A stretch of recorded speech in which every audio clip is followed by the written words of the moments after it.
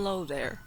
I'm here to spread the word of what I have stumbled upon. Have you heard the story of the Bunny Man circling Fairfax County? Many say that it was based on a story when 1904, an asylum prison in Clifton, Virginia, was shut down by successful petition of the growing population of residents in Fairfax County.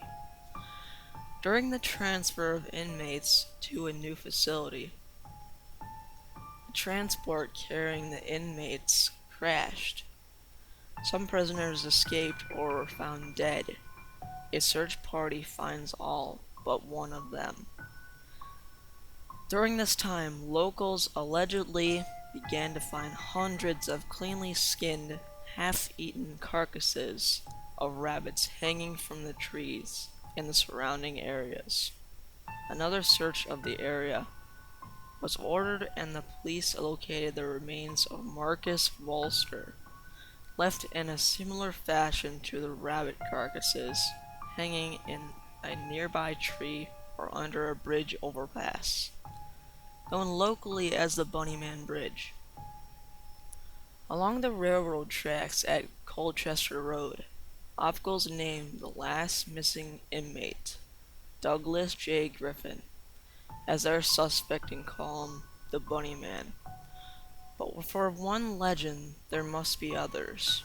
There are multiple suspicions surrounding the Bunnyman. In this version, officials finally managed to locate Griffin, but during their attempt to apprehend him at the overpass, he nearly escapes before being hit by an oncoming train where the original transport crashed. They say after the train passed, the police said that they heard laughter coming from the site. It is eventually revealed that Griffin was institutionalized for killing his family and children on Easter Sunday, for years after the Bunnyman's death. In the time approaching, Halloween carcasses are said to be found hanging from the overpass and surrounding areas. A figure is reportedly seen by passers-by making their way through the one-lane bridge tunnel. There's also the more fictional one where two disobedient kids went to the Bunnyman Bridge to mess around, then the Bunnyman separated them and killed them. But that's not all. When I myself researched on the internet about the Bunnyman Bridge, there were two reports of a man dressed in a rabbit costume at the bridge getting children to sit in his lap to take a picture. If they were alone, he stabbed them. If they had other children or guardians, he shot them all with a shotgun. The next day of studying this Bunnyman, I researched on Google for any more facts about him that I ignored or wasn't aware of.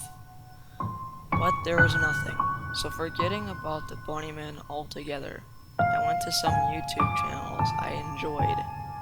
There was a video I haven't seen from a channel I liked, and it was made last year.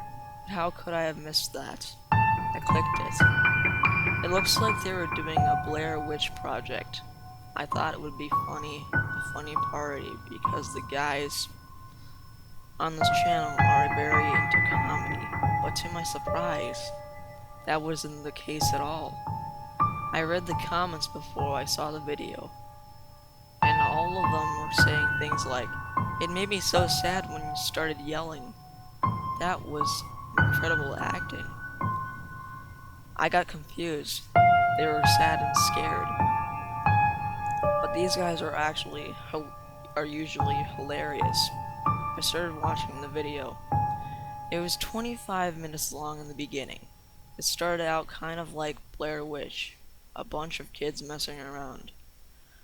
They said they were going to film a second part to a video they made in the woods, but make it so we saw what they had to do to bring the entertainment. It seemed interesting, but as the video progressed, it was different. First, the two guys yelled at each other a lot about getting lost, and one guy even ended up pushing his girlfriend to the ground viciously. It was violent, especially for the fun-loving jokesters I'm used to seeing on this channel. It, it went on like that though, but one of the guys became a lot more violent than the other. His name was Drew. He would push everyone and yell constantly. He used to be my favorite guys on this channel, but now I was beginning to be scared of him. He also kept going on about a man he saw. He was screaming about a guy in an all-black hoodie. Then they talked some about the story of the Bunny Man. Long story short, he told Emma, his girlfriend, and Paul, the other guy, his friend, to go with him because he knew where to film. After they got there, he brutally murdered Emma and made Paul film, and then ended up killing one other girl after she found the way back home. The last thing she saw was a man in a black hood. This other girl, I forgot her name, and Paul found the way back. Paul ended up running far away from her. As she walked along the trail crying, she got in the car and was about to leave, but then Drew stood in front of the car, came up to it, and she screamed, and that's when the video ended. I read the description and they said it was based on the Bunny Man, so I figured I would check this out once again. It told me that there were Bunny Man killings all around this train track. They said it was Westminster. I did more research and learned where it was, and I wanted to check it out.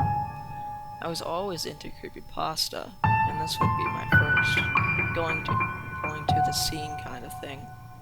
I called my friends Ashley and April to come along. They agreed to come, but only if I brought a guy with so. I brought my friend Colin, and we all met up at my house. We got things like food, water, cell phones, and a tent, just so we could sleep out there unless someone was chicken. After about 3 hours of driving, my brother Anthony dropped us off, and we wandered on the trail tracks. After around 20 minutes of walking, we found a small trail leading into the forest. We were stupid enough to follow it and find an open space to camp out in. We followed this trail for about 10 minutes, and we found a nice area to camp at. It was around 1 o'clock before things got sour. We were messing around talking and texting, just doing what we would normally do. Then Ashley suggested we build a fire. It was a great idea, so we all pitched in to get wood. Ashley and I went one way, and Colin and April went another. When we got back, Ashley and I started the fire, but Colin and April weren't back yet. So we waited and waited, but they didn't come. Me and Ashley got worried, so we looked around for them, and after 40 minutes of searching, we found Colin. He looked like he had been crying for a while now. His clothes slightly torn and some wood around him. I asked what was wrong, and he didn't answer. Me and Ashley just sat there waiting for a reply. He turned and looked at us with an upset face. He got up and tried to walk, but he fell. This continued for about 2 minutes before me and Ashley stopped him. He started crying again.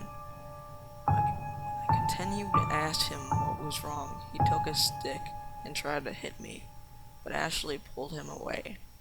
Colin then started to look around frantically before running off into the forest.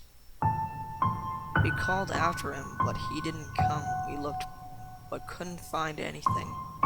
The only slight trace we found was his phone, which I started to look through.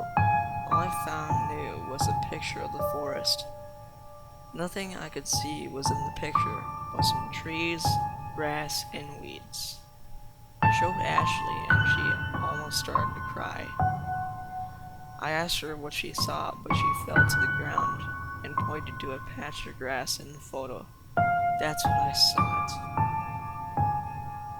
It was April's dismantled body in the weeds. Me and Ashley grabbed out all of our things and ran as fast as we could, and not turn back, not for a second. 20 minutes have passed and we lost the trail. I said to Ashley, "What about Colin?" She turned to me and looked angry. This shit was on his phone. What if he did it? If he saw her body, why didn't he help her? Who the fuck would take a picture of this anyways? I started to cry. She was right. Whoever took this is a monster.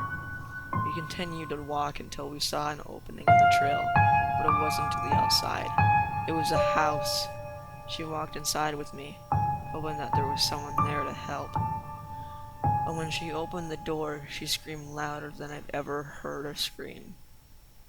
There were dead rabbits scattered all around with their bellies ripped open and their blood dripping out. And then there was April's body on the floor, and she was ripped open just like the rabbits. Ashley wouldn't stop screaming.